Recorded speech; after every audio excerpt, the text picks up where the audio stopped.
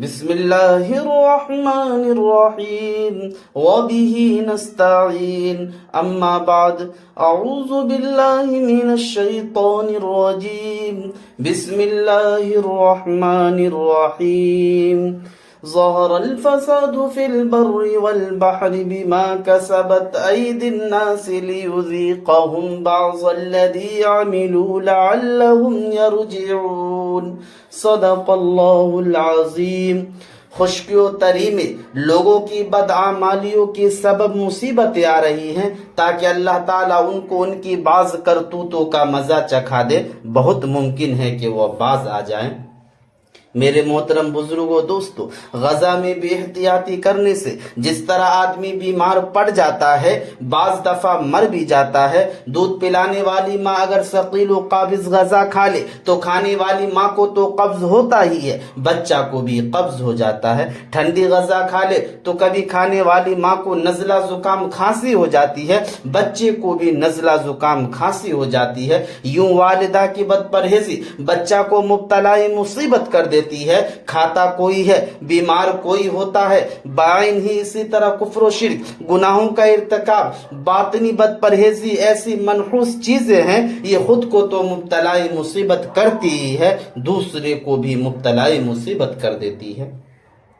ان کی شامت اور نحوست سے مخلوق پر طرح طرح کی آفات و بلیات نازل ہوتی ہے اور ہو رہی ہے۔ چنانچہ نہ خشکی و بیابان میں امن و سکون ہے، نہ دریا میں کوئی سمندری و سونامی لہروں سے جھوج رہا ہے تو کسی پر قحط سالی کی مار ہے۔ کوئی خطہ ارض پانی کی ایک ایک بوند کو ترس رہا ہے تو کہیں بارش اتنی زیادہ کہ سیلاب کی شکل اختیار کر کے لاتعداد جانوروں سدھا انسانوں کو بقول شاعر تنکے کی طرح بہا لے گئی۔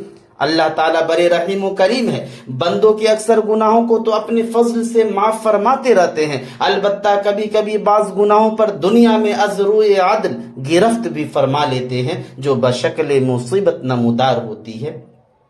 اس سزا اور مصیبت کا نزول بھی حکمت کے تحت ہوتا ہے۔ بندے اپنی بدعمالی پر متنبہ ہو کر گناہوں سے توبہ کرے، خدا کی طرف رجوع کرے۔ اعمال بد کا مصائب بننا صرف فاجر و فاسق مجرم خطاواروں کے ساتھ خاص ہے، رہے معصوم اور نیک لوگ تو ان پر جو مصائب آتے ہیں وہ صرف ان کی آزمائش اور ان کے جوہر نورانی کو چمکانے اور ترقیات درجات کے لیے ہوتے ہیں۔ آدمی نیکی و بدی کی تمیز سے محروم ہو جاتا ہے، آدمی کو مرتے وقت کلمہ پڑھنے کی توفیق نہیں ملتی، آدمی کو طاعت اور نیک اعمال کی توفیق سلب ہو جاتی ہے، آدمی کے دل کی مضبوطی ختم ہو جاتی ہے، آدمی کو دنیا کی رغبت اور آخرت سے وحشت پیدا ہو جاتی ہے، آدمی اولیاء اللہ سے دور اور شیطانی گروہ سے قریب ہو جاتا ہے، آدمی گناہوں کی نحوست سے علم دین سے محروم ہو جاتا ہے، آدمی کو جب گناہ کی عادت پڑ جاتی ہے تو گناہ کی برائی دل سے نکل جاتی ہے، آدمی کے دل پر ایک سیاہ دھبا لگ جاتا ہے اور وہ گناہ کے ساتھ ساتھ بڑھتا رہتا ہے۔ آدمی کو گناہوں کی نحوست سے اللہ اور اللہ والوں سے ایک قسم کی وحشت پیدا ہو جاتی ہے۔ آدمی کو جب گناہوں کی عادت پڑ جاتی ہے تو توبہ کا ارادہ کمزور پڑ جاتا ہے، آدمی توبہ کیے بغیر مر جاتا ہے۔ گناہ کرنے والے پر اللہ کی لعنت اور گناہگار آدمی اللہ اور رسول اللہ صلی اللہ علیہ وسلم کی لعنت میں داخل ہو جاتا ہے۔ دل میں ایک ظلمت تاریکی پیدا ہو جاتی ہے جس کی وجہ سے بدعت، ضلالت، جہالت اور گناہوں میں آدمی مبتلا ہو جاتا ہے۔ میرے محترم بزرگوں دوستو، عام طور پر یہ سمجھا جاتا ہے گناہ کرنے سے صرف آخرت بگڑتی ہے، وہاں کی صعوبتوں، عقوبتوں اور سزاؤں میں آدمی گرفتار ہوتا ہے۔ واقعی صورتحال یہ ہے آخرت تو بگڑتی ہی ہے، مگر گناہ کی نحوست سے آدمی کی دنیا بھی بگڑ جاتی ہے، دنیا میں بھی طرح طرح کی دشواریوں کا سامنا کرنا پڑتا ہے۔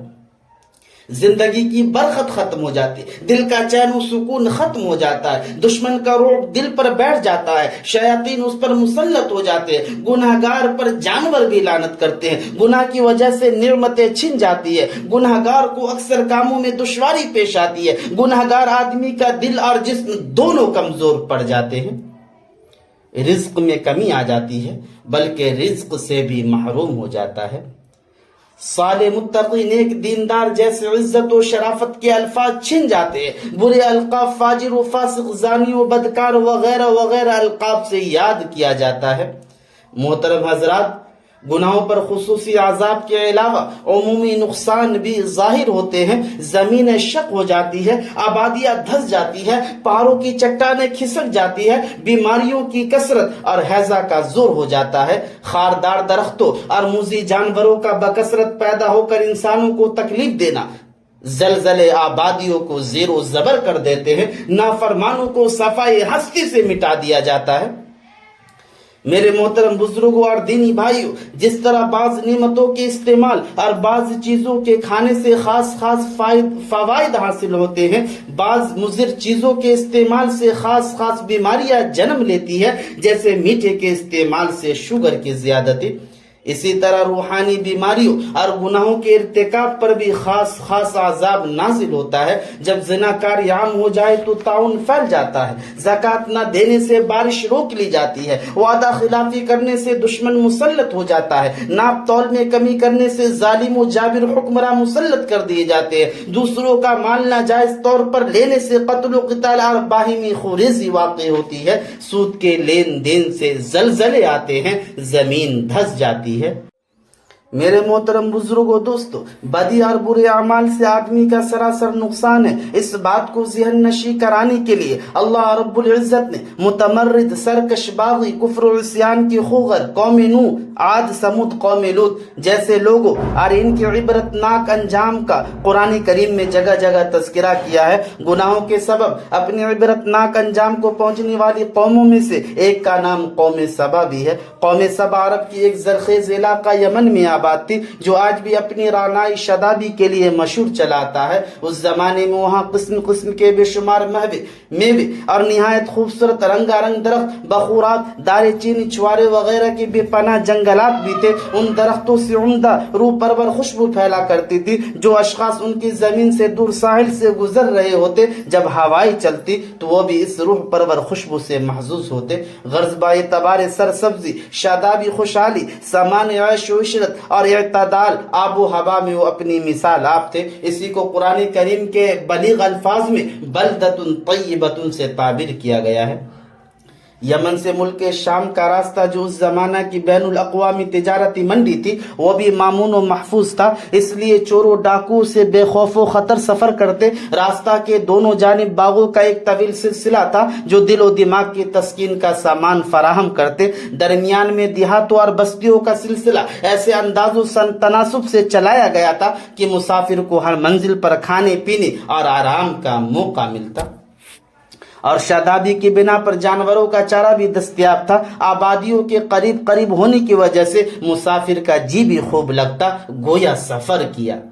बाकायदा सैर व तफरी का एक प्रोग्राम होता, मगर इन लोगों ने इन बेशबिहा नेमतों को मामूली समझा, उनकी नाशुक्री करने लगे और बदकारी उनमें आम होने लगी। तो अल्लाह तबारक व ताला ने तेरे अंबिया किराम अलैहिस्सलातु वस्सलाम को उनमें भेजा, लेकिन फिर भी ना मानने की सूरत में खुदाई इंतकाम का वक्त आ ही गया। पानी का वो बंद डैम जिसमें पानी का साल भर का जखीरा जमा रहता था, जिस पर उनकी बागों का शादाबी का दारुमदार था, वो टूट गया। उसने उन तमाम आबादी और बागों को अपने लपेट में लेकर तबाह कर दिया। सलाब की एक रौ ने खुदा के उन बागियों को सफाए हस्ती से मिटा दिया। न वो रहे, न उनके फूल फल, न उनके महकते दरख्त, वो तारीख का एक किस्सा पारी न बन गए। बस झाड़ियां उनकी कब्र है, निशान कुछ भी नहीं। मेरे मोहतरम बुजुर्गों दोस्तों, गद्दार, सरकश, नाफरमान, नमक हराम हुकूमत के बागी लोगों के बारे में बिला इस्तिस्ना तमाम दुनिया में भी आज यही दस्तूर है और कानून है कि उनको सख्त तरीन सजाएं दी जाती है। जुर्म के सबूत से कबल अगर उनको कुछ मराहत हासिल थी, उनको बैक कलम मंसूब कर सलाखों के पीछे पहुंचा दिया जाता है। मुल्क से बगावत करने वाला, खा वो किसी मनसब पर फाइज हो या इख्तिदार का बड़ा महवर व मरकज क्यों न हो, उसको भी सख्त तरीन सजा दी जाती है। यही दस्तूर अल्लाह ताला का है। वो भी गुनाहगार और मुजरिम को सजाएं देते हैं और उनको जो राहतें नेमतें हासिल थी उनको छीन लिया जाता है। कदालिका नजज़ी कुल्ल कफूर। ताला हम सब की गुनाहों से हिफाजत फरमाए।